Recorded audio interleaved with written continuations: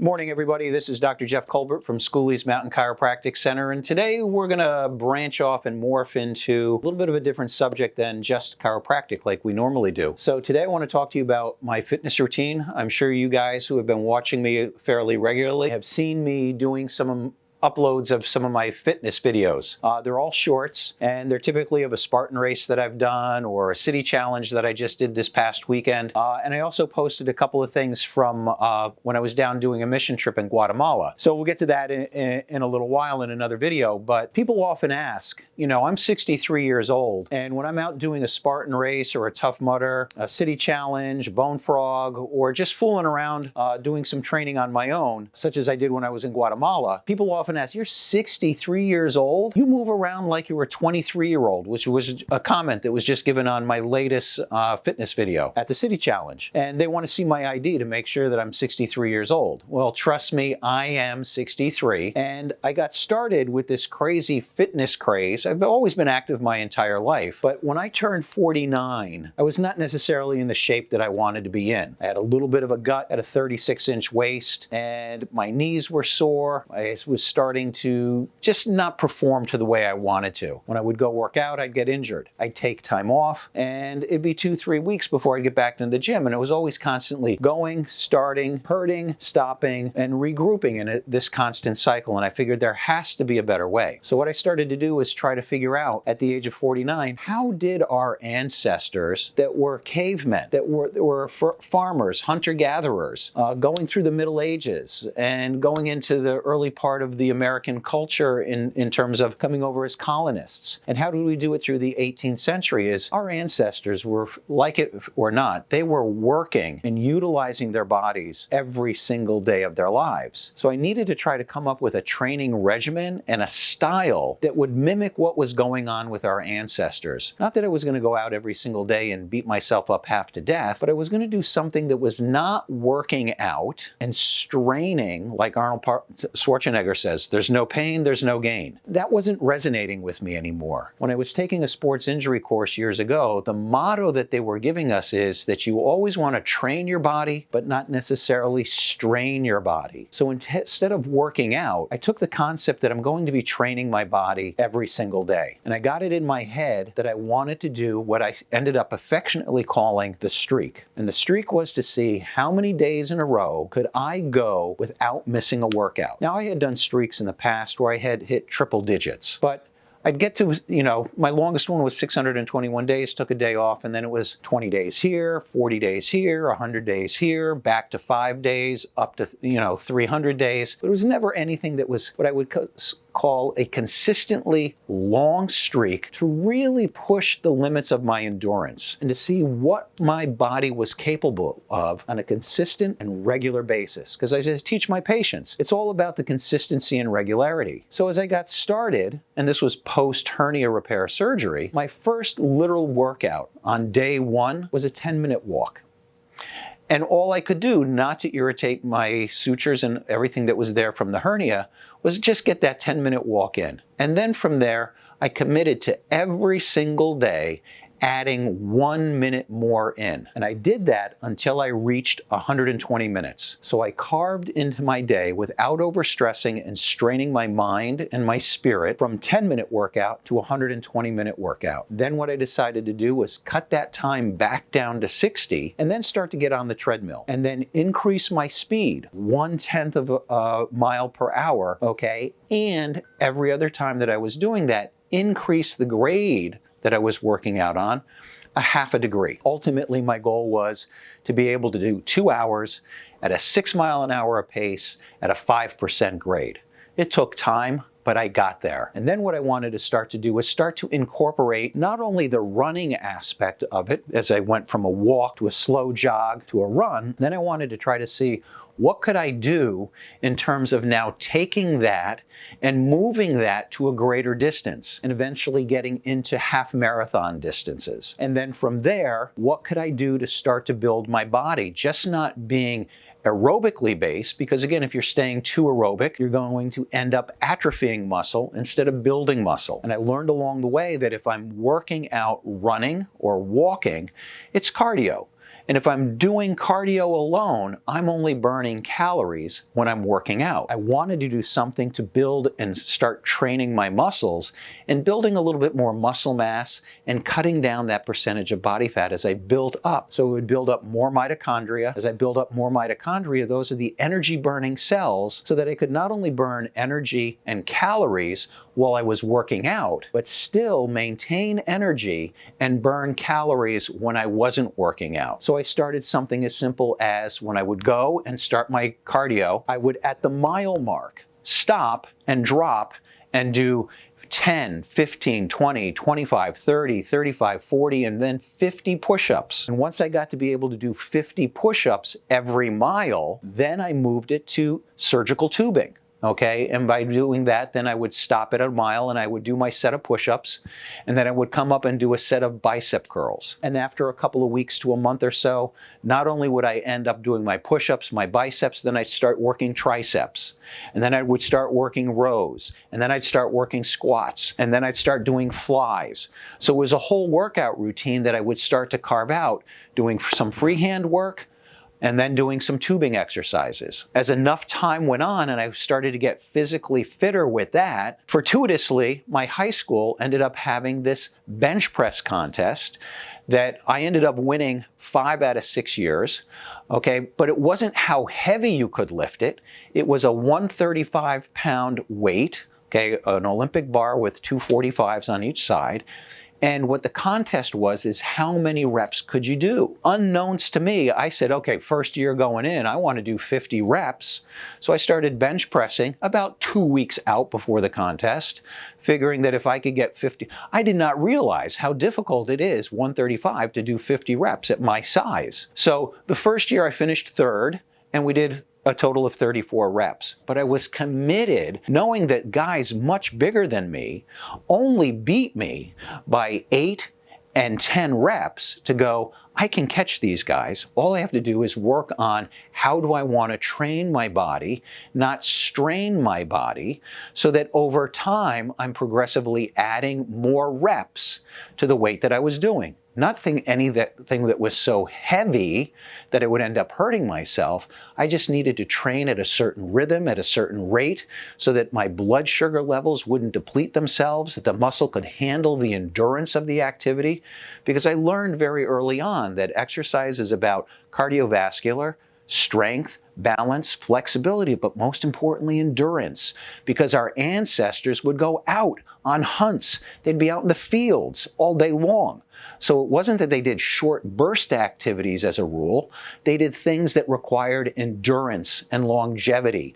They used cardiovascular, they used endurance, they used balance, flexibility as they were hunting, gathering, and surviving for long periods of time out in the environment. So over the years, I went from 34 reps to 56 reps to 72 reps to 80 to 82. And finally, my last year that I was being competitive, it was a 5-year stint. I wanted to hit 100 reps, and I finally hit the 100 rep count. It was all endurance based. Nothing that was going to make me blow up and look like Schwarzenegger, but if I could look like Tony Horton and perform exercises and activities and routines to the degree that he could do stuff with a nice toned body, that was the goal that I was after. So again, it's just consistently, and then I started to go from doing the bench press, that I quickly realized I was creating an imbalance, that everything was pulling my shoulders forward, and then I started working back. I started working shoulders. I started working biceps, triceps, abs, squats, deadlifts, okay? And I started to create this whole routine that it wasn't about how heavy I could lift, but it was taking weights and taking those weights, as I learned in Spartan Fit, a great book by the guy who created the Spartan races, that the rep counts start at 35. Most traditional weightlifters are going 3 to 5 to 8 to 10 to 12 to 15 reps. And if they want to push a high volume of reps, it's 25 reps. Well, Spartan gave me a whole mind-blowing experience of, we can do 35. Well, let's shoot for 35. Okay, let's shoot for 50. Let's shoot for 75. And my target for always, before I would start to increase the weight, drop the rep count, and start moving forward again, was always hit that 100 mark.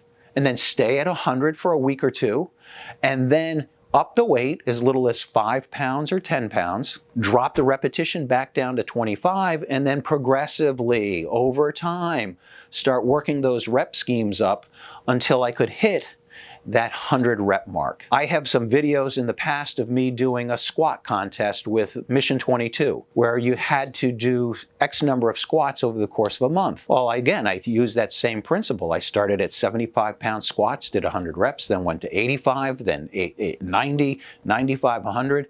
And the last day of the Mission 22 squat thing, July of 2 or 3 years ago, was I did 125 pounds, 105 reps. Now again, these things don't happen overnight, and fitness doesn't come overnight, but with dedication and diligence and consistency and regularity, the human body is an amazing thing.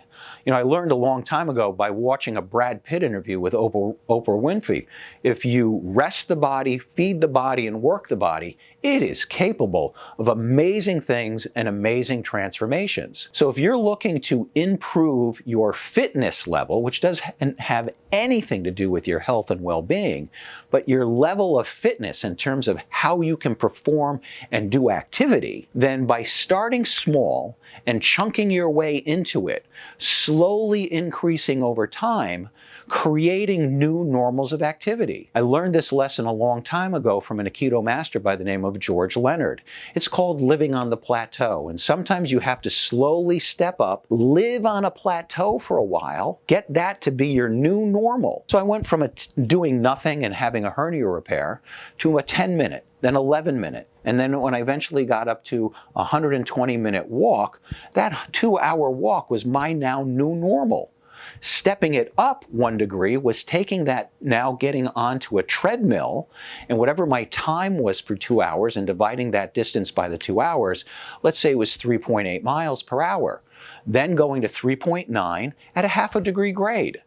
And then working that up to the 2-hour mark, and then taking that and increasing it to 3.9 at a 1% grade, and working that to the 2-hour mark, making that my new normal, and then going to a 4-mile-per-hour thing at a 1% grade and making that my new normal, and every other month chunking it up, and then 100 push-ups, 50 push-ups, 75 push-ups, 100 squats, whatever it was, get that to be my new normal, so that now when you take a look at some of my fitness shorts on YouTube, you see me doing some things like being down in Guatemala and needing something to do. So there's a modified basketball hoop pole on top of a soccer net. So I'm climbing up on the soccer net, climbing up on the pole, crossing over the basketball, coming back down the other side, looping around to the other side. And again, it was just a way to just chunk and do something. And then you look at it and people are commenting, he looks like he's 23. How did I do that? It wasn't something that happened overnight, but it took a little bit of time, it took a little patience, and it took a lot of endurance to make sure that I consistently hit it day in, day out. Now I hit 4,501 days in a row before I took my first day off. And then I quickly learned this year that Michael Phelps, took it on himself to exercise every single day while he was doing his Olympics and winning more gold medals than anybody ever did. He swam every single day for 5,000 days. The guy beat me by 499 days. Had I known I was that close to him, I would have kept going. 4,502 until I hit the 5,000, because I was always looking for somebody doing something more that would inspire me to keep going. So I did my stuff through prostate surgery. I did my stuff through a shoulder replacement. I did my stuff through a cardiac ablation. You name it, whatever was going on in my life, I never let my workout suffer, until I developed long COVID, and I literally one day couldn't breathe. So again, stuff comes up, we stop, we take a break, we regroup, and we currently move forward. You know, I just completed a 121-day streak, and I'm back on now day 9. And again, at some point in time, I'm going to get the bug for another long-haul streak, that will take me to the end of my practice career. Currently, I'm 37 years in practice. I want to get to 50 years.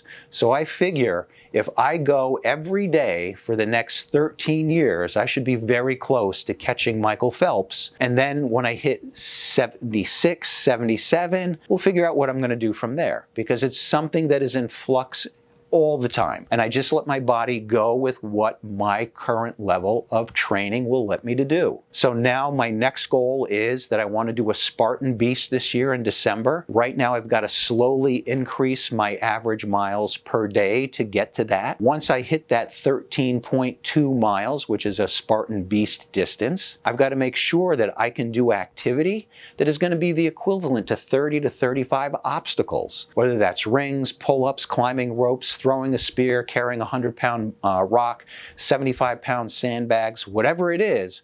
I'm going to slowly, progressively train to hit that beast on December 2nd, and then continue that into May next year, when I'm going to hit the Spartan Ultra down in Fayetteville, and I'm going to go 30 plus miles, 60 plus obstacles, but it's going to be in a way that I'm training my way to get it done so that it's easy and comfortable to hit that without overstressing, straining my body, causing it to break down and needing to take time off. So if you're looking for a way to create a level of fitness, let me suggest that you start small, chunk it into your day, that it's not going to be a major disruption to what you're currently doing. And then slowly increase that time, increase the number of exercises, so that again, over time, you're creating new normals, new levels of fitness, allowing yourself to do things that you did not think was possible. So this is Jeff Culbert signing off on today's video. If you happen to like anything that I said in this video, please hit the like button. And if you have friends and family that are a little overweight, out of shape, their health isn't quite as good as it should be, they need to up their level of fitness so they can do things with their children and their grandchildren or their friends or their spouses and their partners, and to be able to do whatever they want, whenever they want, wherever they want, as often as they want, with whomever they want, a state of true health, well-being, and fitness, then please hit like, hit subscribe. If you're in the New Jersey area, anywhere close to Hackettstown, and you want to come in and visit our office, please visit our website, smcc4u.com, and hit the patient information section, drop us a line, give us a phone call, come in, take a tour of the office. We love to show off what we do here in the practice.